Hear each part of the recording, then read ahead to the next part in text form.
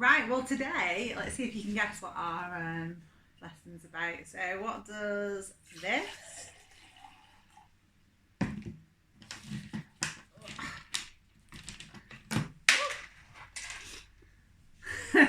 this and that, coming at the top of my kettle, have in common? They're all water.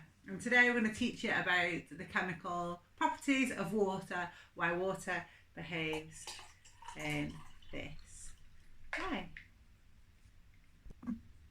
Okay, so to understand the properties of water, you've got to understand what water is, okay? So if we were able to zoom right in on the water inside this glass and we looked at the molecules of water, if we zoomed in enough, we'd see that water looks like this.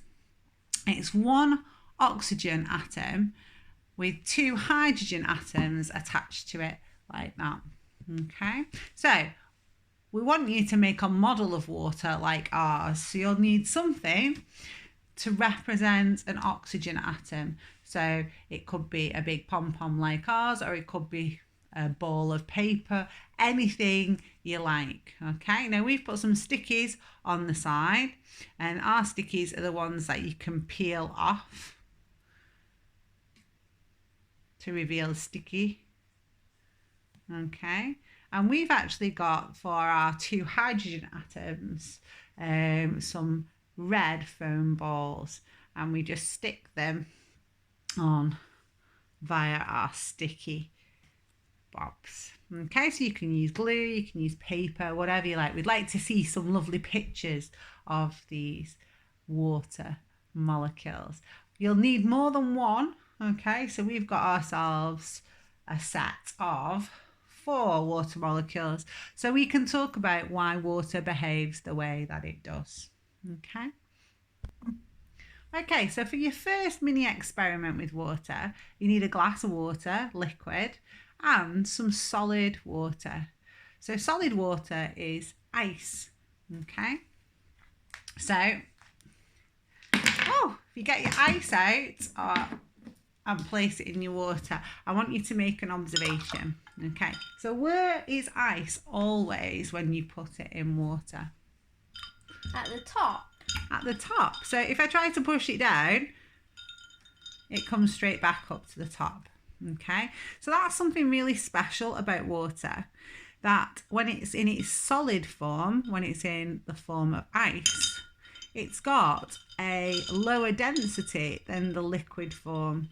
So ice always floats on the top of water. Okay, so why do you think that might be important to things that live inside water, like ponds?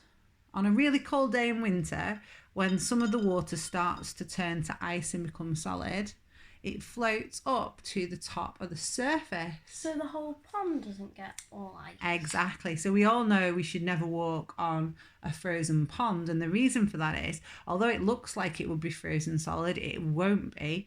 The ice, when it forms, floats to the top. So it will only be the very surface of the water. As we're going to see in a minute, that ice has a very, very uniform structure. And because of its uniform structure, it traps lots of air. So actually, when ice forms on the top of a pond, it is an insulating layer, stopping the rest of the water getting cold enough to turn to ice. So it remains liquid. And that's really important if you're a fish, because you want to stay in water which you can swim around in. You don't want to be stuck in frozen water, in solid water. Okay, so we're going to have a look back at our water molecules now to find out why this solid water has a lower density than this liquid water. Okay, so that water, that liquid water in the glass, if we were to zoom on it, wouldn't be made up of just one water molecule, but it would be made up with many, many of these water molecules. And the water molecules have special properties themselves.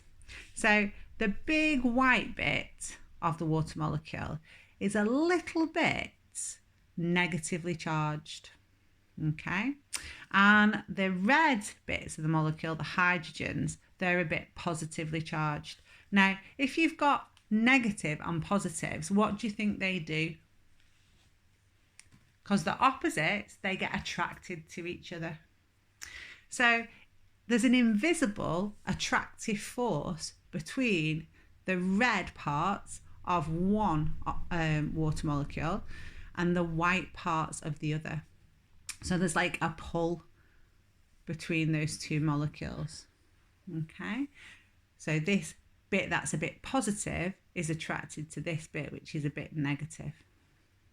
Okay, so in water then, that explains lots of things about how water moves and how it behaves. Every day when you see water and you see how it flows, the reason it flows is because when one water molecule moves, it pulls on the next water molecule to bring it with it, and then the next molecule and the next molecule, because of these opposite charges, these attractions. Okay.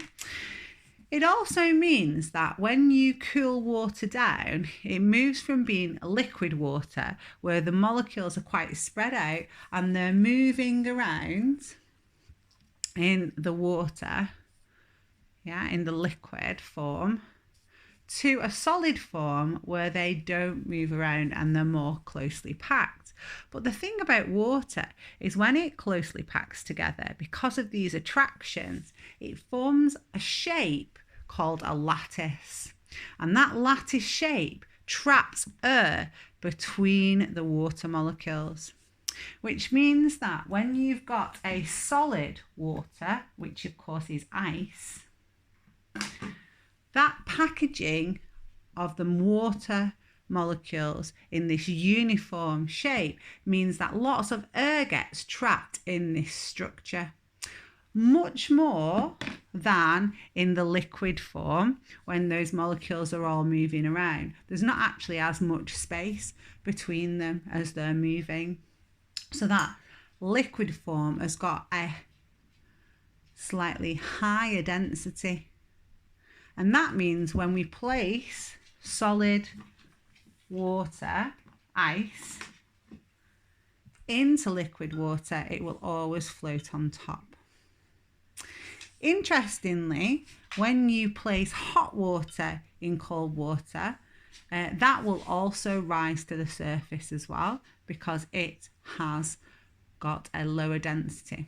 But not because the water molecules are arranging in a lattice then, because when you heat water up, like when you boil a kettle, then these water molecules start to move around more vigorously as they start to get more spread out as the water turns into a gas, which is steam. As the water molecules in liquid are heated, so when you boil a kettle, just before it becomes steam, those water molecules are moving around more, so there is more space between them and they've got a lower density, so they float up to the top of the water. Okay, so experiment number 1, why does ice float on the surface of water? We know that it floats on the surface of water because solid water has got this special lattice arrangement of water molecules because they're attracted to each other with these oppositely charged parts of the molecule, and that traps lots of air between the water molecules so that it is less dense and floats always on the surface of liquid water. Liquid water is more spread out in the molecules, they're moving, but there is still less space collectively between them, so less air trapped in that liquid water. Okay. For your next experiment, you're going to need a small glass of water, okay, and some more water ready to pour in, okay? So this is a bit of a challenge and a steady hand is what's needed. So get the water right the way to the edge of your glass. Okay, now what we want to do is to take this as far as we can before it comes out of the glass. So this is really important that we add this a drop at a time. Okay, so it's pretty full now. It's going over the top.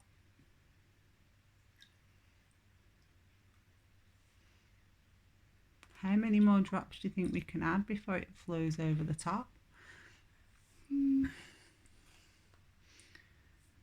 Now, because water molecules are attracted to each other, we're getting there.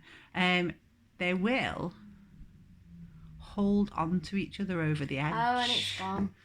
Yeah, so we've just lost it. So you can see the kind of dome at the top there is a lot higher than the edge of the rim. Okay, now a fun way of doing this one is on a penny as well. Okay, so I've got a syringe from one of Charlotte's making kits. So you will need something that's a dropper for this. And we want to see how many drops of water we can put on top of a penny. How many drops of water do you think will fit on top of the penny? Are you counting? Yeah. Why? Okay, now this is where it gets difficult. But you can see that the water molecules are sticking together. Can you see it's forming a dome on top of the penny? And if I'm careful and I add just a drop at the time, the water molecules will hold on to each other over the edge of the penny until the weight of the water became too much, and then the whole thing comes off. that all came off then. Okay, so you can have a bit of a challenge. There were about 20 drops then went on that penny. So if you're in a family, you can see who can put the most drops on. So a steady hand at the end when you're adding your drops. Okay, so remember that's because of the property that water molecules stick together. Okay, so when one water molecule is falling off the edge, it's because it's clinging on to the other water molecules by that invisible force of attraction between the positively charged bits of the water and the negatively charged bits. Okay, so it's holding on to the water until, of course, there's too many water molecules hanging over the edge, and then the weight pulls the water, all of the water off, as you saw with the drop spilling off the penny. Okay. Okay, for the next experiment, you just need a bottle, which you can put a top on, okay, and some oil and some water and some washing up liquid. Okay, so the next property of water we're going to look at is that it is polar, okay, so it has this positive and negatively charged bits, okay. Now that's why it flows the way it does, why the water molecules stick together like they did on the penny, why when a drop is going down the window that it forms and joins to other water drops. Okay, but now we're going to look at why it means that it doesn't mix with oil. Okay, so here is my oil. Okay. And you can see that when I add my oil, it forms a layer on top of the water. Okay, so they don't mix. And that's because the oil is not polar. It's got no charges on its molecules. Okay, so I can actually take that oil and water and I can give it a really good mix like this. Okay, now it looks like they've mixed together, but actually all that's happened is I've separated both of them into tiny droplets, and if we leave it for a few moments, we'll see that the oil is starting to separate back out onto the surface again and the water underneath. Okay, so the properties of oil being a non-polar molecule whereas water being polar means that they cannot mix on their own. Okay, they can't mix on their own. But there are some molecules you can add that help them to mix and stay mixed together. This is what you need for the next bit of your experiment. So if you want to help oil and water mix and stay mixed together, you need to add something that bridges the properties of the oil and the water. Okay, so fairy liquid is something that can interact, so the soap in fairy liquid, with the water and with the oil. Okay, because that's what we call also got different properties. So it's got some parts of it which mix with oil and some parts that mix with water. So the parts that it mixes with oil are called hydrophobic, and the part that mixes with water is called hydrophilic. So because it's got that property, it can mix between the two, and so keep the two together in tiny droplets so they don't separate back out. So I'm going to prove this by adding our fairy liquid this time.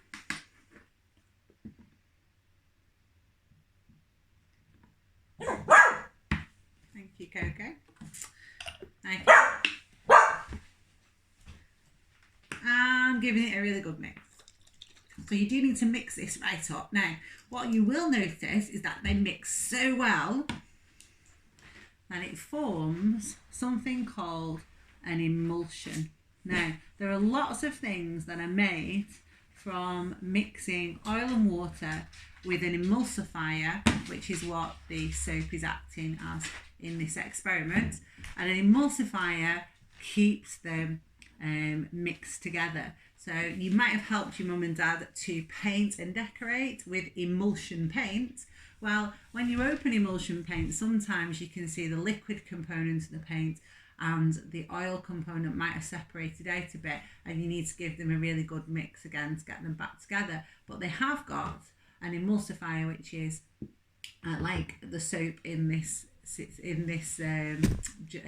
bottle, acting to mix the oil and the water and keep them mixed in this emulsion, and that's why emulsion paint gives a really good coverage. Another example of emulsion is that ice cream that you get, the squirty one. So that's actually vegetable oil mixed with the ice cream water based dairy powder, or it's actually a liquid that they put in, and what you get is a nice emulsion. So you can see that it's not separating out now, staying in that mixture. Okay, right. Okay, our last experiments are about properties of water and air. Okay, so we know that water, there are lots of things about the water molecules and its properties, but now I want to show you something about comparing the density of air and water. Okay, so if you place a pencil into water, as you've probably done many times over, maybe I should pick something that didn't float, a pen or pencil into water, and you look at it side on, can you see? Okay, does it look the same in the water? Does it line up as you know? No, so it looks like it's bent, doesn't it? Yeah, when it hits the water. So why do you think the pen looks like it bends when it's inside the water compared to the air? Well, that's all to do with the light moving through the water and the air and the speed that it's able to do that. Okay, so if you think about it, air is much less dense than the liquid water. So as light is passing through air and passing into water, okay, it's not passing through it at the same speed, and so as it slows down, it gives the illusion that the pen or pencil is bent in the water. Okay, we hope you've enjoyed today's lesson about water. We hope you're trying some of these activities at home, especially the penny water one, the droplets on a penny, because that's really good fun. Remember, water molecules are very special because they have got a negatively charged part, which is their oxygen, and two slightly positively charged bits, which is their hydrogen, which is why they are attracted to each other, and why when one molecule moves, it pulls the other with it. That explains a lot of the properties of water, including, remember, why it arranges in that lovely lattice, making it less dense when it's a solid, which is a nice property. Okay, right, thank you. We'll see you again.